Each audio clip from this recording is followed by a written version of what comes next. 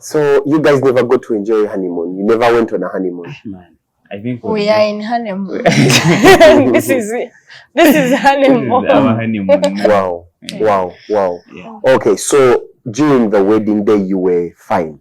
Yeah, I was fine. God did it and you got On fine. the wedding day. You were okay. Mm. Okay. Wow. Wow. What a story. What a story.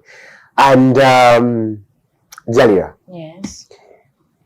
for many women out there, if they got to know that this guy has a kidney disease months to the wedding, they would honestly run away. What kept you around? Because we've seen people who are like, okay, I'm not ready. And there are those who will say that I'm honestly not ready for this. You get, I'm not ready for this. But what kept you around? I think for starters, let's rule out that they would run away. Because there are those, we've seen stories, we've had stories. Yeah. Of those, yes, we've had stories of those who leave. Yes. Yeah, maybe because I stayed, I hear stories of those who stayed. Well, but I know people who have run away. But I think what I should say is you can never be ready for such a moment. Yeah. I get scared. As a woman, I also get scared. I look at my husband and I cry. I say, no, this shouldn't have happened. This, for example, you've just said we didn't enjoy our honeymoon. We had our wedding on Friday. Saturday, we had to check in hospital for dialysis. Wow. Now, I know how heavy that can be for any woman out there, regardless of your age or what. It's really heavy. But I thank God that I had a relationship with him when all this happened, that I have been on my knees ever since. And I prayed that if, you know, when they say everyone has a calling, I said, if my marriage is going to be a calling, I'm going to serve God through that. I am going to stay. But also because every time I drew near God, he also drew near to me. So we have a conversation. I was telling my husband that when he got sick, I started writing letters to God. Say, God, this is what I feel today. Please do this for me. Please do this for him. Please do this. Please don't do this. Please don't do. And now that I look back, I get a smile. I'm like, oh, this day here. Like that week of the wedding when he got sick, I was with him in the hospital. He's shaking. And I remember telling the doctor, please do something. Tomorrow is my wedding. This guy cannot be here. And everyone looked at me and like, oh, poor girl, you know. But I think I stayed because one, I have God. Two, I was raised like that. We don't quit when things get bad. That's our family culture. You don't go because someone is sick. Now you run away because you don't have food today. Now you run away. We stay through thick and thin. I am here. I always tell him we are the best team. So we have to get through it. You know, we will get through it. So I think, to me, is also what I feel for this person.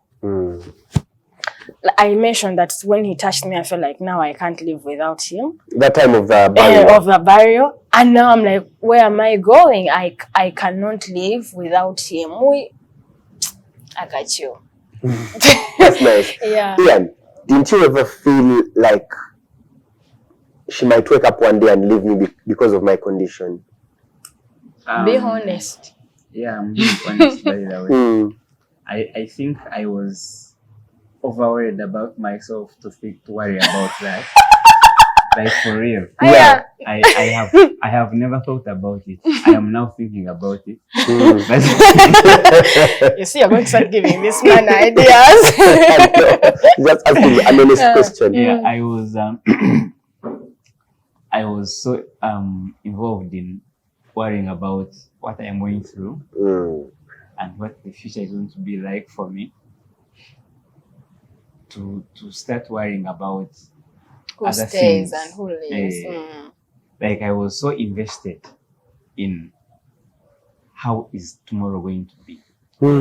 I'm telling you, there is a time I couldn't even see past maybe 10 minutes ahead of me. Wow. Like I am only invested in thinking about right now. And then, luckily enough, I got the courage to live in the moment, yeah, to enjoy what is available right now. Because I kept telling myself, you guy, you almost died. Because now the doctor tells me that, you see, kidney disease is elusive. You can reach a stage of dying without any pain.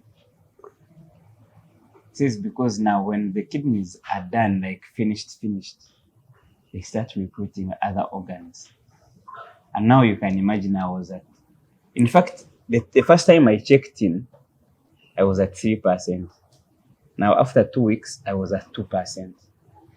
So that means another 4 weeks, I was going to be at 0. Yeah. And then now the kidney would start recruiting the liver,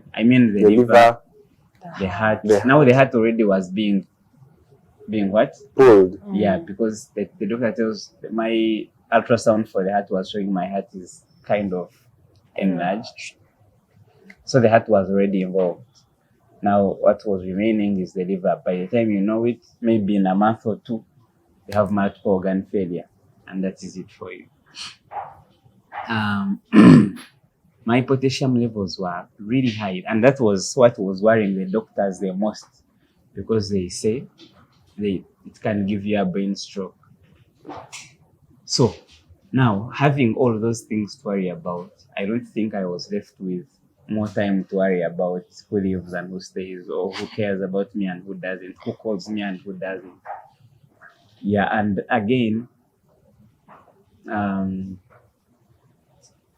I think I have the confidence in her that she will forever stay, because of some conversations that we have had. I can tell that by her upbringing, she's the kind that will stay and fight. Wow. Yeah. Jalia, thank you so much. I really applaud you for being there, because man, it's never easy. It takes an emotional toll on you. It takes a lot. So during this whole period, are both of you still working? She is working, but me, my working has kind of gone down, because again I wasn't like employed by the time of the diagnosis. Now self-employed, and now I don't have. I can go and work once in a while, but not every day, because most of the days I wake up when I am really finished. I cannot even make myself tea. I understand. Yeah. All right. So I'd like to know, how does your love and commitment to each other help navigate through the challenges of you having to deal with this kidney disease? Now, the love and commitment is helping me in the fact that I know that I have someone who's got my back. That I know there is someone who is there to support me, and this love and the commitment doesn't only apply with her, because there is a lot of people who have really shown us love throughout this journey. Yeah. In fact, they have been such a support system that they helped us navigate the challenges that we have got at our table, most especially the financial challenges, and also the emotional challenges, because these are people who will meet with us, pray with us. Yeah. These are people who will organize prayer chains. These are people who would put up virtual prayer meetings, so that, because, religion really helps a lot. I remember growing up, my mother used to have a problem with her leg. She was sick almost all the time.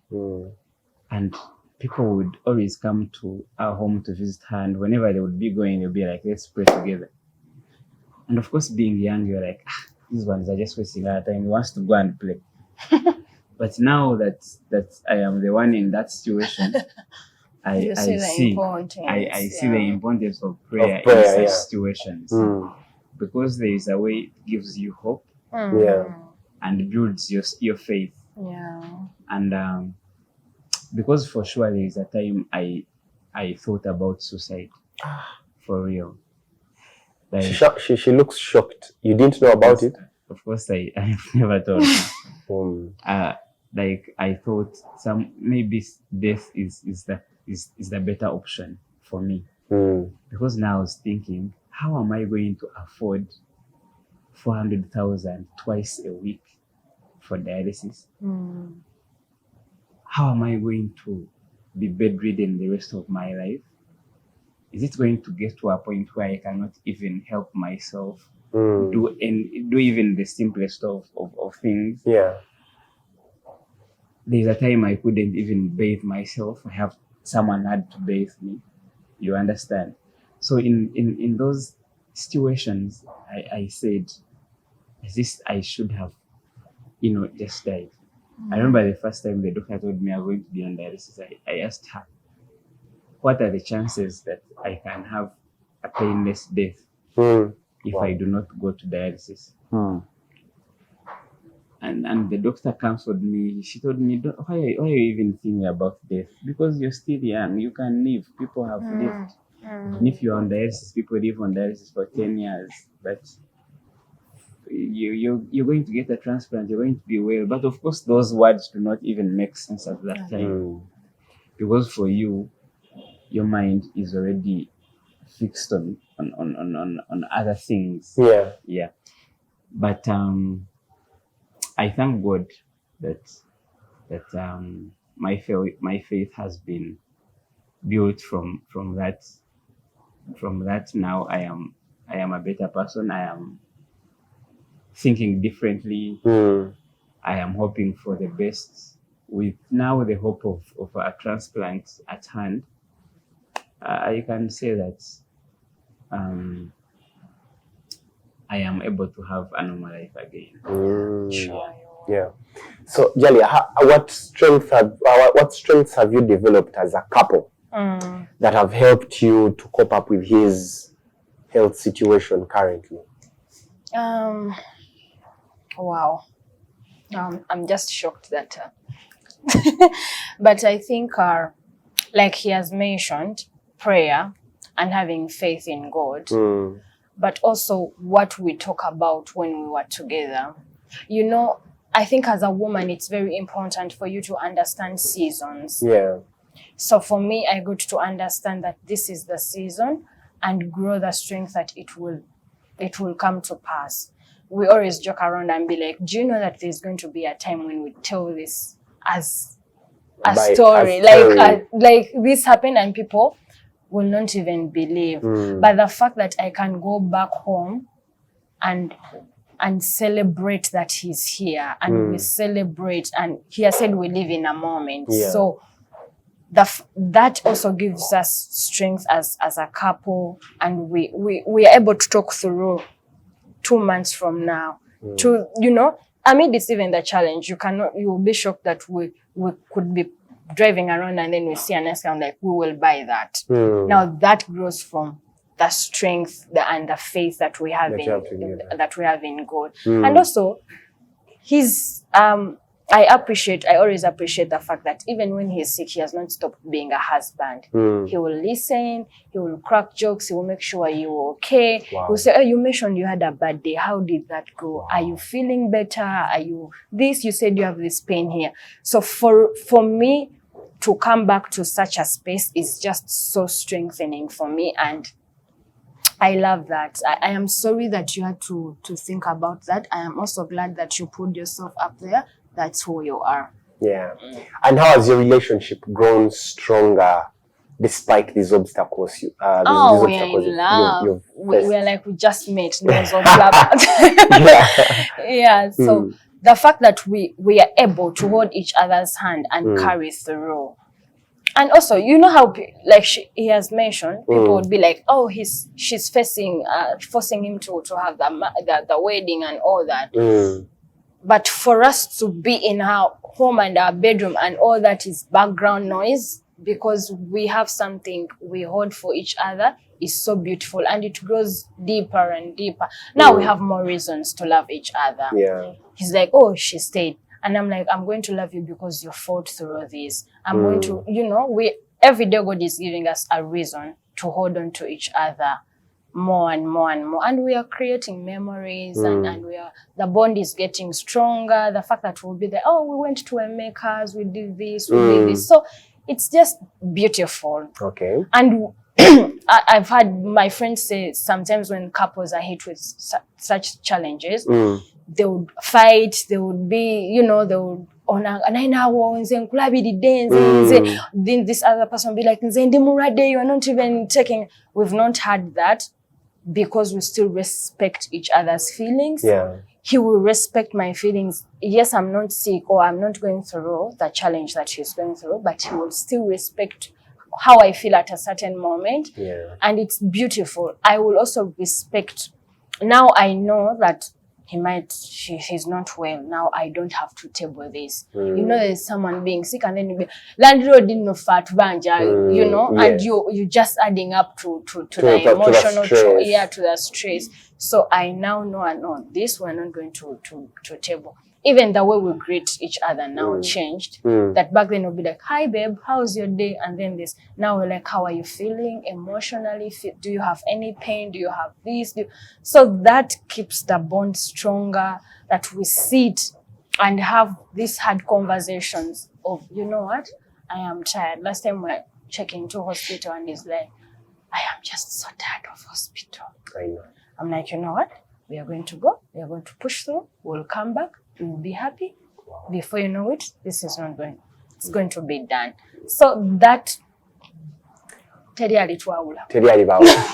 nice. That's beautiful. And when you're with him, you show that strength. You show your strength. But don't you get to a point when you're alone and you break down? I think even with him, I do break down because I am very emotional. Yeah. And like I said, you can never get ready for such a moment. So like the first 2 weeks, I'm getting emotional. The first 2 weeks of the diagnosis, I saw him throw up all the time. Yeah.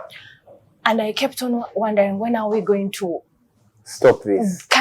You are seeing him deteriorating every now and then. He has an infection and he's shaking and the whole bed is shaking, and cover more bed sheet, more blankets, more this, give me this hot towel. Now it's, so you can never get ready for that. Of course I break down. There are moments I've looked at him and I shed tears, and he also does, but then we're like, we'll be better. This shall come to pass.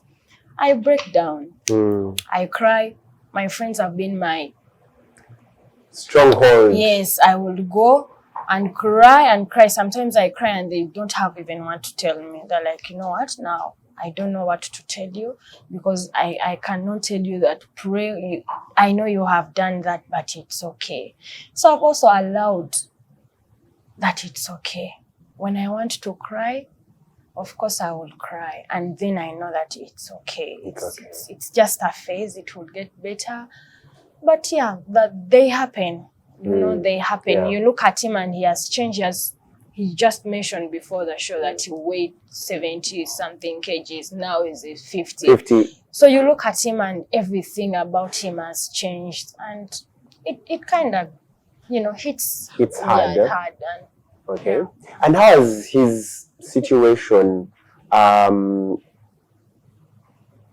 shaped your priorities and goals as a couple? Of course, there was a twist in the goals. A twist yeah, in there the was turn. A turn in the goals and our objectives and all that. First is that we realize not to take certain things for granted.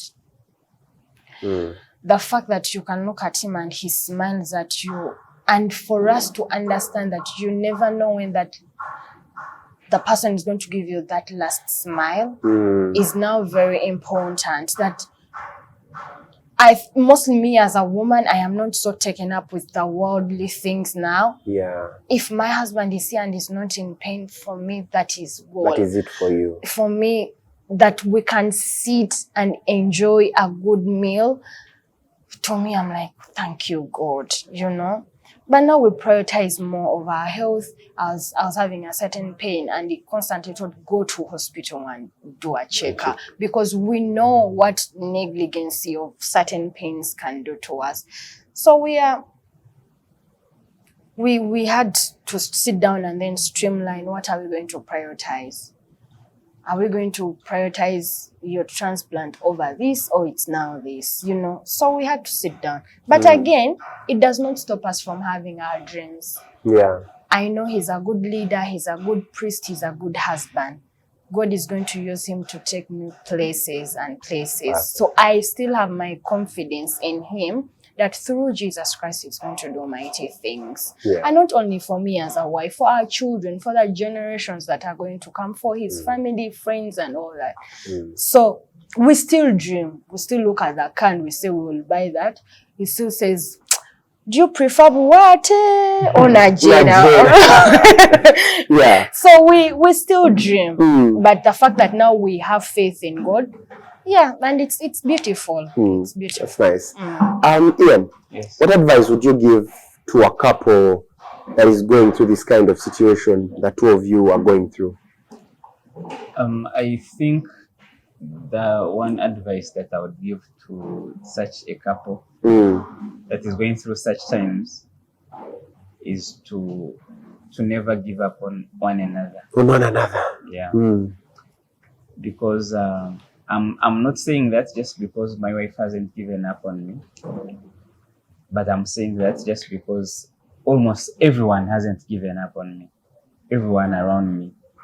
And for a person who's going through a hard time, continuously showing them that you haven't given up on them gives them hope, helps them build their faith. Because at a certain point when I had given up on myself, when I saw people are continuously supporting me, friends are organizing meetings here and there, someone is calling you, how are you? Tomorrow, let me take you to dialysis. I'm sponsoring this dialysis session, this and that. Wow. It keeps telling me that, oh, people have not given up on me. So why should I give up on myself? Yeah. And maybe another one is, this is not only for couples that are going through a hard time, but for almost all couples, to trust in God. Yeah. Because almost all this hope that we have built is because we have God as our foundation. There is so much hope, there is so much courage that you can build by just, feeding yourself with the word of God, having the right energy around you. Yeah. But most especially not giving up on one another. My wife hasn't given up on me. I feel like if she had given up on me, I wouldn't be here what I am. Yeah. And again, she has done a lot. She goes with me for dialysis. I do dialysis at night. At night. Yeah. So she goes with me, and then she has to go to work the next day. Wow. So for someone who puts in all of that effort, you also try to live for them. Yeah, you try so hard to live for them. It gives you very many more reasons to keep living. Yeah. Nice. And Jalia, what lessons have you learned from this whole situation that both of you have gone through?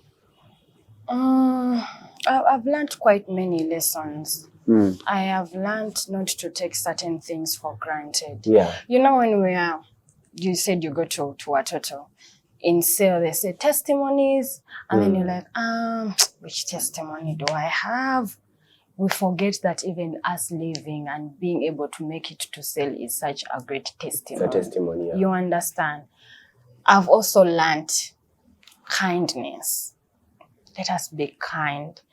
You see, it's maybe you got to know us, but there are quite very many people who are going through a lot. It cannot be like, not everyone is going to go through a healthy challenge, but people are going through a lot. It's only, what should I say? I think, for lack of a better word, it's only having compassion towards them that will make them feel better, you know? Not because, well, for you, you're having through something, so you think everyone else is doing well. No, for everyone that we see there, they have a cross to carry. And it's weighing heavy on them. Someone there, they're not so sure if their children are going to go to school, if they are going to be able to get the next meal for that. That what you take for granted is someone's miracle. So let us be kind, even on the road. Even I was judging my husband that while I was leaving hospital in the morning, I met a guy on a bodega B, and he said a word to me, and I was like, do you know what I'm going through? Do you know what I'm going through? How cruel can you be? And I didn't do anything. You know, I just bodega B. This guy almost knocked him because I was telling him, please hurry up. I need to be at work before 8. Yes. And the guy said a word. I was like, oh my God. You know, let us be kind. Let us be kind. Pick up that phone call. Call your friend and ask them, how are you doing? Because I have realized just someone picking up and telling me, Julie, how are you doing? I thought about you today. Are you well? How are you holding up? Gives me more courage to say, oh, you know, let me do this. So let us be kind. Let us encourage people. It's just respectful for us to be. You lose nothing when you are kind. You lose nothing. Most people be like, I don't have money to help. Just be kind. Just be kind to one another. You cannot be kind to everyone, but be kind to someone. Today, choose better. Do better and be kind. Wow. Yes. Wow. So to you who is watching, be kind. Be kind. The things we do on social media, attacking people and abusing people. You do not know what a person is going through. You do not know what is going on in their life. And man, I've learned it over the time to just be kind. And by the speaking of social media, remember we had the show I told you that we had people in the comment section. And then they're like, no, that woman, she's up to this. She's up. I was like, oh dear. Guys, if you've never experienced any kindness in your life, just calm down. You'll experience it one day. But let's be kind to one another, because what is in someone's house might come to yours tomorrow. And the person you are trying to abuse or be negative towards is the person who might help you tomorrow, is the person you might need tomorrow. So just in case people would want to help out, contribute financially or in any other way, how do they get to you? So we have a flyer that is really moving, and we're going to share going to put it up. We're going to share it with you. But before we even get there, we want to thank them, because ever since the flyer got out, people have been very, very generous, supportive. Someone will call you and tell you, I just did a transplant and I'm doing very well. Wow. Someone tell you, my husband also did a transplant. You are going to get better. Wow.